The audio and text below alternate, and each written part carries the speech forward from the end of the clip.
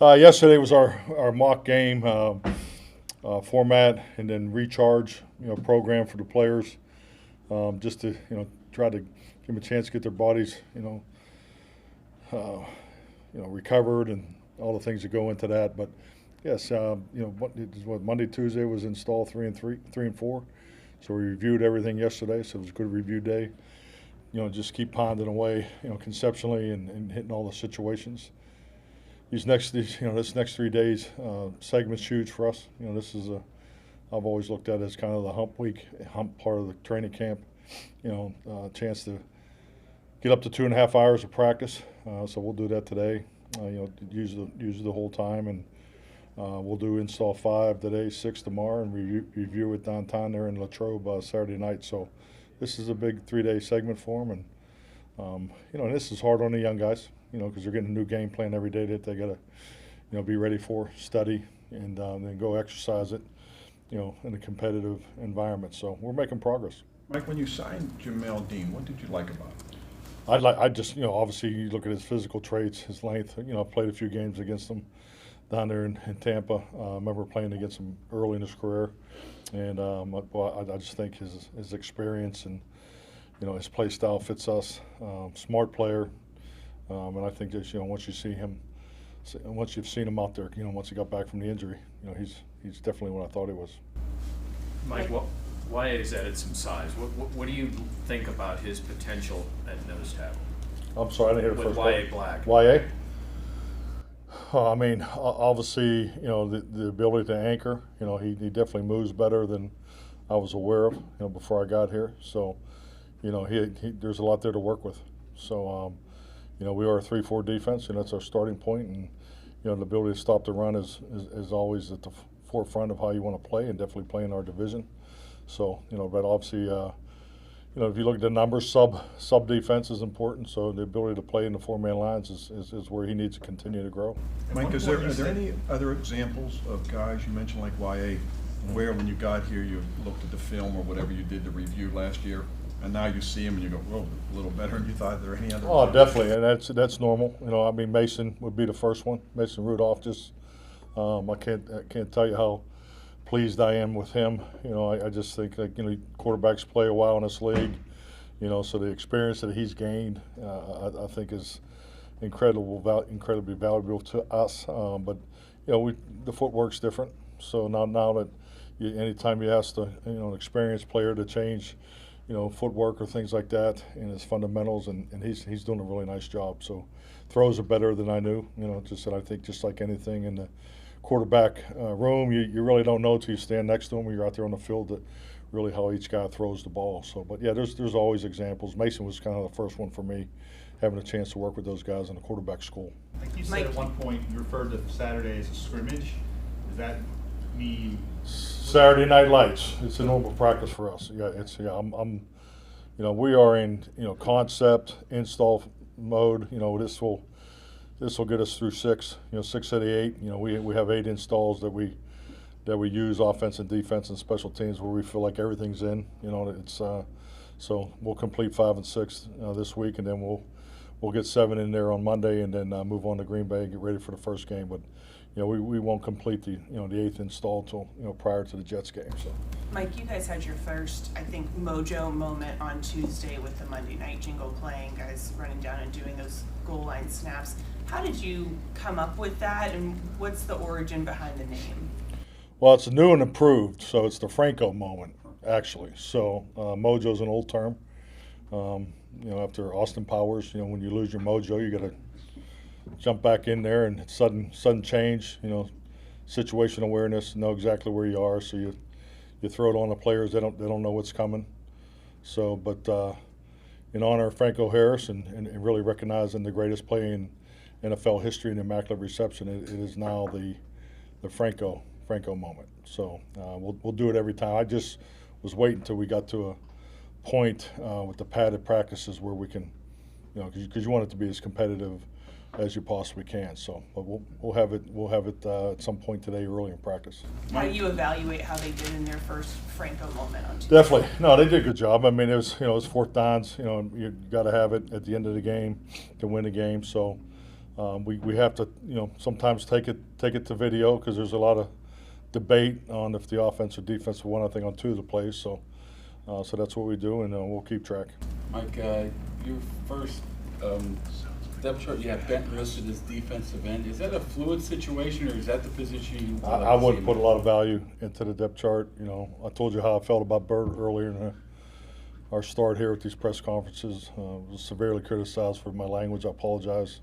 But now you see why I said what I said about him. So that's Bert's depth chart. Mike, with Jalen and Joey not on the field, how impressed have you been with Asante throughout the first week? Great point. I think every time his name comes up, it's just huge first impression with me. Starting back in the spring, he's obviously there. Every day, great energy. All the way through the off-season program.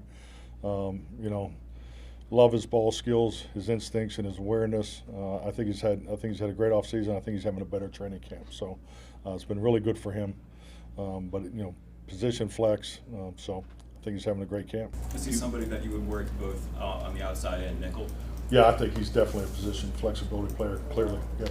Do players know what a Franco moment is, or did you have to do a little bit of teaching? Oh no, it was easy. But it was kind of cool. No, I showed him the history, told him about the history and the play. It was kind of cool to see it in color because I remember watching it in black and white, when it happened live. So, but no, yeah, definitely told him the history of it. But it's just really, what you're trying to do as a coach. You're trying to create as many situations as possible where, because things change in the game. The ebb and flow of the football game, it's an education, and you get it, at its peak in real games and that's what we try to do. We try to simulate those situations the best we can in practice. Mike, is there any update or timetable for the pup guys, or even Sean Elliott getting up to full speed? We had a meeting Monday afternoon, so everybody's making progress. So there's no high concern for any of the guys right now. Anyone else? Mike, you have some good competition at right guard and right tackle. Mm-hmm. We see some of these guys flash in certain drills in practice. What are you looking for in those competitions that you're going to say, okay, this guy's going to be my starter? I mean, really everything. I mean, I talked about the concepts where we're trying to install. So I think James Campen and his group do an incredible job of not only, the intensity of the fundamentals, the techniques we're using, but the volume. That's why we're doing, some of those drills we're two-spotting it just to get it on video. Capturing as much as we can because that's what camp is. You have the time, you're away from home just to really dive in there. And I've always said this: training camp video in my time in the league is the best video because we get to go against an unbelievable, a top-notch defense, and there's competitions against common players, so which is tough. So just to be able to get those snaps on video and to continue to, particularly with the young guys, just to continue to teach and learn, and then, and obviously their ability to capture all their video and also learn off the older guys too. So this is just a great time of year for that. Mike, from what you saw in minicamp from Max, how different of a player once the pads came on are you noticing? Great point. You want that. You want to see. Everybody wants to see what the rookies do when they put on pads, and he definitely passed that test. Mike, has anything caught your eye with Peyton Wilson since you've been here? Yeah, I mean his motor. Number one, I don't know how you don't notice that. He's you can see it in the spring, but it even goes up in pads, which I love that about Peyton. So, but the communication of that group is critical. All your decision makers, communicators on both sides of the ball. Whether it's the quarterbacks, the safeties, and the green dots. So him having the ability to do both. But very pleased with Peyton. What are some of the things you look for in this setting to feel good about your offense's ability to run the football? What are the things that happen in practice make you say, okay, this is something that's tangible that we're going to see? Yeah, I mean this is the only chance you get to practice it. So that's why we do it every day.